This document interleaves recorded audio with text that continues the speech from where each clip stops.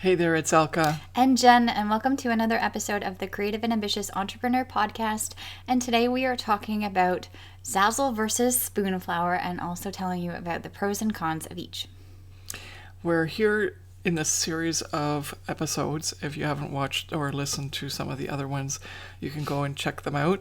But we're comparing Zazzle to all these other print-on-demand companies so that you can be very clear as to where you want to start and what aligns best with your business objectives so that you can create a profitable online business. And when we looked ourselves to compare these options, like whether it was an older company like Redbubble or Society6, and now like Spoonflower has been around for a while, but it's a newer one. What we've done is every time there's a new company that comes up, we've done this assessment ourselves. So now we're sharing that information with you so that we can always decide for ourselves what's best. And in this case, you get to decide what's best for you. So let's get started. Mm-hmm. So the first thing we want to talk about, if you haven't listened to the other podcasts like Elka mentioned, we want to say what print on demand is, because all of these platforms that we've been talking about, they are on print on demand platforms. So print on demand means that it's an e-commerce online shopping space and platform where the customer can come to a digital item. Let's say you've posted an item for sale online and it's digital, and you can view the digital version, and then once the order is placed, then it actually becomes a physical order and a physical product. So both Zazzle and Spoonflower are print-on-demand platforms. Mm-hmm. And Spoonflower came about in a way that was more so for people that wanted to create fabric. That's how it started out. And that's actually still how some of the processes are as to how to promote and sell on that platform.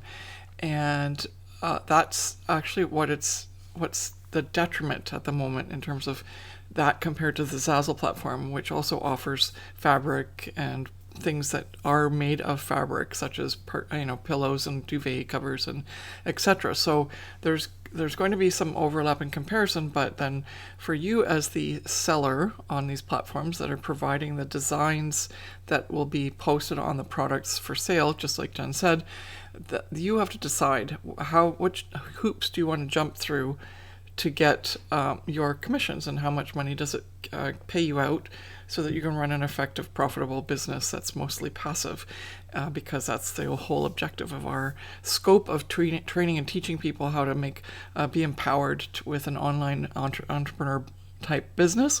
And that's the key for you to remember that, right? It's not just, oh, I like this platform better, or they have more fun products or something like that. Ultimately, you have to look at the whole picture and find out where is it that you can be very effective as a business owner running an online business. And so let's go dive into the Zazzle versus Spoonflower criteria that we have for to judge and give you that perspective. Mm-hmm. Okay, so let's start with the fact that both of them obviously are print-on-demand passive business models. So that's a given. But then what we want to go into right away is ease of use. And again, these criteria we've been using all the way through our comparison of all these different series of podcasts that we've done. So you're kind of getting used to it by now. Okay, so ease of use. Do you want to talk about that? Yeah, so ease of use is what we talk about when speaking for the designer point of view, when it's like the way that you are able to post products for sale and have them be in your store. So on Spoonflower, it's good and easy because it's a bulk upload option.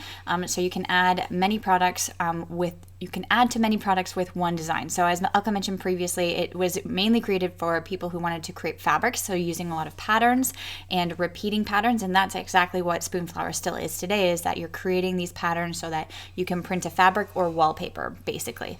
And so here you create the one fabric design, like your recurring pattern or pattern, and then you upload it, and then as long as it's uploaded onto the website, you can add it to all of these different types of products. So you can bulk upload, which is a pro, because then you can get a mass amount of products uploaded and posted in one single go, let's say. But on the Zazzle terms, or on the Zazzle side of things, is that we don't actually recommend that bulk upload, because Zazzle offers much more customization, which we'll talk about in a bit in this podcast.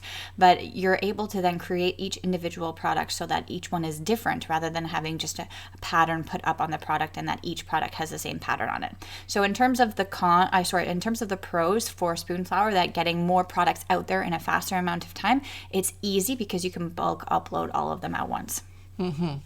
And even though there is that option on a Zazzle platform, we don't recommend it because, especially with repeating patterns, you want to make sure that it's unique and specifically designed for each type of product, whether it's fabric or home decor, pillows or duvet covers or anything like towels and so on.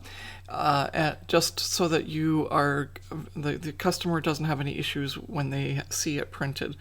And that allows you to create that specifically so that there's better quality control too, even though that's going to take a little bit more time. Okay, next one. Yeah, so the distribution network. Excuse me. Distribution network. In terms of what that means is that how are you able to use this platform and also be able to be leveraged on other platforms, or how is this platform helping you externally and distributing your work without you actually doing the work for it, right? So we talk about a lot about social media and creating your brand online, etc. But a lot of these platforms like Zazzle and now Spoonflower, they do extra work on their own end, on the back end, to help promote their products, because when you sell a product as a designer, obviously the company like Spoonflower and Zazzle, they make money too. So they're actively working to promote your products, which is awesome for the designers because you don't have to do so much external work, let's say, because they're doing it for you in terms of their marketing campaigns. So on Spoonflower, they do third-party distribution using marketplaces such as Etsy, Amazon, and eBay, which is really great. So each of those platforms, Etsy, Amazon, and eBay, if you go on and you search Spoonflower, then you're able to find actually like a Spoonflower store and or products that are used or production process is done by Spoonflower. I don't know why that was so difficult to say, but Spoonflower distributes the products to these platforms, which is really great. So you get now another 3 types of different customers. Like, you're expanding your customer reach because, you know, Etsy customers go to Etsy, Amazon customers go to Amazon, and eBay customers go to eBay. Each one has a specific person and a clientele, right? And in a specific niche. So there you can actually branch out and sell to those types of people. Yeah, and that's something that Zazzle has tried. They've partnered with Amazon, but we put that quality or piece of in terms of our criteria, we put that in the cons for Zazzle, because with Amazon, they've only chosen certain types of products and certain types of niches that they're selling. So it's not a given that your particular thing is going to actually be promoted. Yeah, exactly, going to be promoted. Yeah. And so unfortunately with that, Alka mentioned that it's a con. It's not truly like a con in a bad way, but the fact that like everything that you're posting on Zazzle could not potentially be on Amazon. And sometimes as well, since Zazzle, as I mentioned, we're going to get into that in terms of the customization, because Zazzle is a customizable platform, they're using their platform to be able to use the design tool so that the customers can fully 100% customize a product. When you're on eBay, Amazon, and Etsy, you're mostly selling the product as is, right? And that is one of the cons of Spoonflower, is that you're not able to customize it 100% because you're just buying the pattern and the product, and you're buying those together as is. Yeah, exactly. So some good and bad points there, but that's a biggie because of how you can then leverage your designs. And right now, the way you're leveraging your designs on Spoonflower is only that one way. They either like your pattern or they don't. They like that color or they don't. And then if you don't have what they do like, then it's obviously not going to be a sale for you. Okay. Next, so let's do some costs. How do the two compare? So and we've got this underneath one of our cons for Spoonflower. So the costs in terms of the process of joining or posting products for sale on Spoonflower, you actually need to proof, quote unquote, one of your products or designs before you post your design before you post a product. So if you're a designer on Spoonflower, you are creating patterns and designs to upload. When you post a design for sale and put it on a certain product and or bulk upload, you have to buy a proof of one of your designs to make sure that your pattern, first of all, lines up properly and matches in terms of the pattern reoccurring.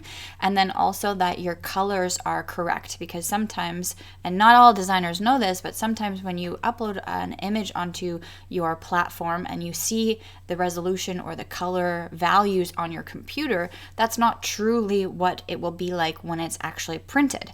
And so Spoonflower, as part of their policy, makes you order one of your prints before you can actually officially post it for sale, because they want to make sure that it is genuine in the way that you created it and how it's supposed to look.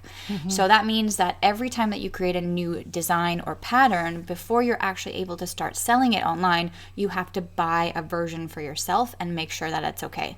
It's like a swatch. Yeah. So, but still, there's a cost involved. There's a cost involved. And a delay in how quickly you can get things uploaded. And there's a review process, which is kind of tough. Yeah. Which is, not something that Zazzle asks of you. Yeah, and so in retrospect for Zazzle, you're allowed to post your products for sale as soon as you make them, and there's no proofing process, and you don't have to wait for it to actually be in the marketplace. As soon as you click the button that says publish or post your product for sale, it's now in the marketplace and can be purchased. Yeah, I mean, it may take a few days or weeks depending on where they are in their integration, but yes, definitely, ultimately, it's approved for the marketplace. You might just not see it right away, but still, this approval of swatches for us was one of the big downsides of us deciding whether or not we really wanted to be on the Spoonflower platform.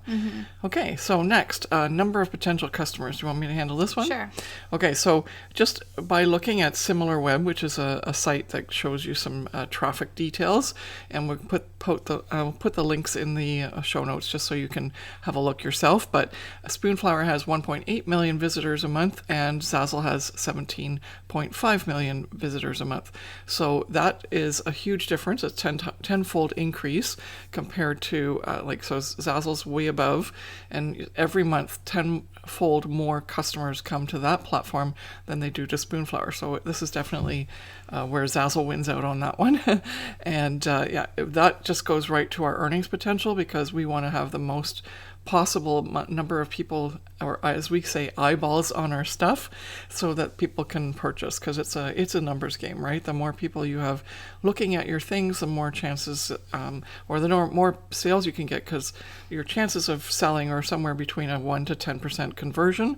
So the more people that are looking, the higher your numbers of possible sales are. Okay, next one. Okay, so you have earnings potential then. So each print-on-demand platform, you're obviously posting products for sale so that you can make money online, right?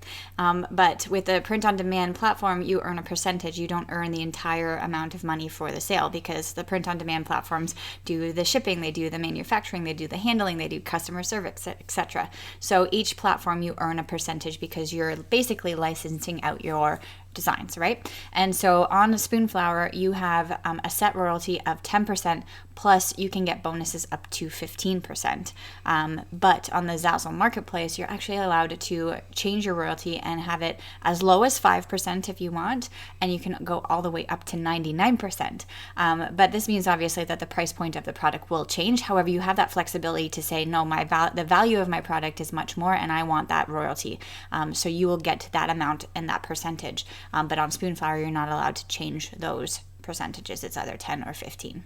Yeah, so that again, even though we suggest you put your royalty at 10% on the Zazzle marketplace to be competitive, there's other things in terms of volume bonus and referral fees that can add to your bottom line in terms of earnings without having to increase the price of your product.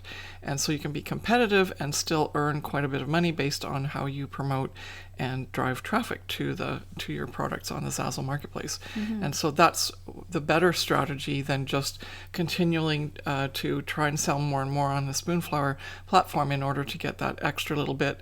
They do offer some bonuses if they have incremental things where if you sell X number, then you get 11%, or if a little bit more, you get 13%, etc. And they go up to 15% as a volume bonus type of deal. But again, you'd have to drive the traffic and you'd have to have that number of sales to even get to that 15%. And it's not really that big a switch. Whereas with the Zazzle platform, you can go up to 35% extra in your referral fee. And so therefore, if you add 10%, which is your royalty that we suggest in the Zazzle marketplace, plus the 35%, then you're actually almost at like 45-50% of earnings from that one customer sale, which is so much more lucrative. So definitely Zazzle wins out on terms of the earnings potential there. So the next one is product availability. And this is based on the product types that are available on the platform, right? And so on Spoonflower, there's a limited selection of product types to sell. There are different ranges. So you have home decor, you have clothing, you have any type of sort of fabric type things. And then they also do go into wallpapers as well. However, they don't have anything that's more not fabric material, if that makes sense, and or wallpaper. And so you're limited to those selections of items. And Zazzle has it says 1,500 products that you can sell, and that's not limited to fabric. It's also stationery, it's home decor in terms of like accessories like mugs and dishware. You have streamers, you have banners, you have like lampshades, sports equipment, you have ping pong tables, edibles, not edible, like edibles being cookies, not because the edibles being cookies and chocolates and etc. and brownies and things like that. And so they have a whole bunch of other range of products that you're able to work with. And so on Spoonflower, unless you really want to just focus on fabric and wallpaper type products, then Zazzle gives you so much more of an opportunity to branch out into other places. Yeah, because the only thing that Zazzle doesn't have is wallpaper, which is interesting, but it has vinyl stickers, but they don't have wallpaper. But otherwise, they have everything else that Spoonflower offers. So, and then of course more. Yeah, and so the next one is customization. Customization is our favorite. As we always talk about that. That has leveraged our business to the 6 and 7 figure mark, because we've figured that out. That's where the customers obviously come to Zazzle because of that customization, and also we can then leverage our product inventory in such a way that if we just set our templates up properly, then we can attract so many different customers. It's not just like a one design matches one customer, or 10 customers like the same design. It's that one customer might like the same design concept, and then they can switch it. So when we're talking about customization, we're talking text and photo and even sometimes graphics. So if you make everything with customization in mind on the Zazzle platform when you're posting your design, whether it be on any of the products that we're talking about, then the customer can come in and play around with the editing tool and with the templates that we've set up, so that it doesn't even look the same as what our original sample was that we posted for sale. But they've used that initially as their working model, and then they customize it and personalize it for themselves. And so we are just so thrilled about that Zazzle had that even from way back, but they've just developed over the years such a sophisticated editing tool and the ability to do that it's now known for that. And obviously there's other people that are starting to come into that space of customization, but they're nowhere near the sophistication and the flexibility and variety of things that the customer can do on their own. And for us, that's huge as well, because we don't have to do custom work for the client as custom one-off work, which means that our time is much more spent creating more products that can be passively sold, where the customer is doing that work and we're not even involved in the process, and so we still get paid. Yeah. So the next one is type of market. And so type of market means the type of people or customers who come onto the platform and or who will buy the products from each platform.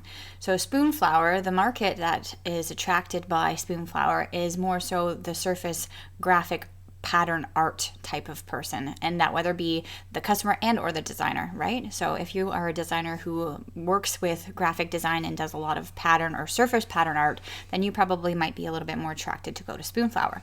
On the other hand, with Zazzle, the type of market is anybody, right? You can do graphic design, surface patterns, you can be a text designer, you can be a photographer, an artist, you can be a non-artist or a non-creative as well, and just a business person, and or you can do monograms, you can do do like finding your niche. You know, we've had a lot of clients who really like knitting or martial arts, and they decided that, you know, because of their passion for this type of hobby that they have, they really want to cater to that community and get into that space. And so it's so flexible being on Zazzle. No matter who you are and what you are and where your passions lie, you're able to create something wonderful on your Zazzle store and create your brand. With Spoonflower, you are not, I mean, you're limited, let's say, to the patterns, because that's what they created it for. It's for fabric and for wallpaper and those types of designs using those surface patterns, which is wonderful. There's a huge community for that, and we're not saying that that's a disadvantage. It's just that the disadvantage is that if you're not into surface patterns, then you probably don't have a space on Spoonflower. You would most likely come to Zazzle and have that freedom, right?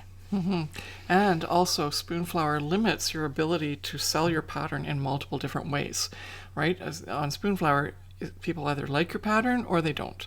Whereas on the Zazzle marketplace, you can use your pattern as is, which is what you can do on Spoonflower. But then ultimately, you can also add, change up the design and use your pattern in different ways that include anything with a photo template, so that you can add your name or a monogram or extra text or a photograph. Mm-hmm. So, and that could be anything. It could be a photograph of, you know, a wedding couple. It could be a photograph of your father, or because for Father's Day, it can be for your kids' school. It could, it's just endless as to the number of people and customers and niches that you can expand your pattern into, rather than it just being a pattern for your house. Yeah. And so this is why we love Zazzle. Mm-hmm. Okay, what's the last one? The last one is design versatility. And I think we kind of touched on it, but let's keep going. Yeah, so Elka just mentioned basically how you can leverage your design, right? She had literally just said either the customer likes your pattern on Spoonflower or they don't, right? If you have a pattern and because it's not able to be customized or changed into a different version, then if they like it, they like it, and if they don't like it, they don't like it. On Zazzle, you're able to take a pattern and change it yourself, so you can decide, hey, I'm going to take this pattern and I'm going to make a beautiful birthday card or whatever it may be, and or the customer can have your pattern there and they can actually go into the design tool themselves and they're able to completely change it. So Elka mentioned previous in this podcast episode that some people can completely change the design. It's like literally the base product is yours. They chose your design for some reason, and because they know how to now go into the design tool, they can completely 100% change it and then buy it, and it's a completely different version, and or it doesn't even have your original content in it, which is fine because you still get the royalty. I've had some of my wedding invitations be purchased, and I have had reviews posted on my product, and they send pictures, which is wonderful because then you can get to see what the end product looks like. And I look at the end product and I say, that's not my product at all. I don't even have that in my store. But it's because they've taken the concept of your idea, of your design, and then they got into their own head in terms of their creative process, right? And then they finally decided, hey, this is actually what I want. So on Zazzle, the customer also has 100% of the possibility, the possibility to 100% customize on their own as well. And with Spoonflower, if they don't like the product and they don't like the design, they're going to move on to the next one. There's no way that they can change the design to fit their needs, right? And that's one thing that we tell our clients in our Profit by Design Academy all the time, is that not only are you posting your products for sale on a print-on-demand platform to make money, but you have to understand the customer buying behaviors too, right? And the customer psychology behind everything. Because if the person doesn't like the product and they don't know how to change it, or even have the effort to contact you as a designer on Spoonflower, they're just going to search for something that they like, and they're going to find it and buy it, right? They're not going to make that extra step of the effort because for them it's too much work. And on Zazzle, we take away that work process for the customer. We make it as easy as possible for them to customize the design and make it theirs, right? Yeah, exactly. So again, it comes down to that. And also for us, let's go review some of the things that we like Spoonflower. It's people we know that we have in our Profit by Design Academy. They are on Spoonflower, but they do recognize these limitations, and so that's what we're going to cover here to round it up and finish off. So in terms of the Spoonflower negatives, There's 10% or 10 times less traffic to the marketplace compared to Zazzle. It costs for you to actually get a design approved, so that you have to buy a little swatch, you have to pay for it, and then you have to wait for them to approve it, etc., like that. So whereas you don't have that at all in Zazzle, you just upload it and it's all free and there's no approval process. Then the fixed royalty is something that bothers us, even though we sometimes, for the most part, even set our royalty at the same percentage as what Spoonflower does. That ability to have that leverage, that if you wanted to increase it, like some of our better designs that have sold over and over again, we start to increase the royalty, right? And because of that, because it's something that people demand, we can actually make a little bit more off of each sale because we already created that demand and that popularity for that particular design. And so that's just something that you can't do on Spoonflower. And what's next? Then in terms of earnings, there's opportunities to earn way more in terms of percentages because of the affiliate program, and which is not available on Spoonflower. There's only like a little bit of a sales volume bonus that goes up to 15% as a total earnings possibility, whereas we love our royalties and referrals when they come in. Oh my gosh, they can be like even $60 to $70 on one sale, because it's a 35% extra referral income that we get if we sell our own products that we've driven traffic to the site for. And so, yeah, it adds up really pretty quickly. Now, the number of products, too, is a little bit of a detriment. Spoonflower has continually improved and increased their number of products that they offer. It used to only be fabric. Now it's wallpaper and all kinds of products that have fabric involved with the process of creating a product. But as Jen mentioned, a ton of products that are on Zazzle are absolutely not even possible on the Spoonflower platform. So we have to vote for Zazzle on the product options available for Zazzle as being the winner. And then the last one is the customization, which Spoonflower doesn't have that option, and Zazzle has, so that just opens up a world of opportunities to create more revenue for you compared to Spoonflower. Okay, so that's our critique on Zazzle versus Spoonflower. And thank you so much for listening and watching, and we will see you in the next one. Bye.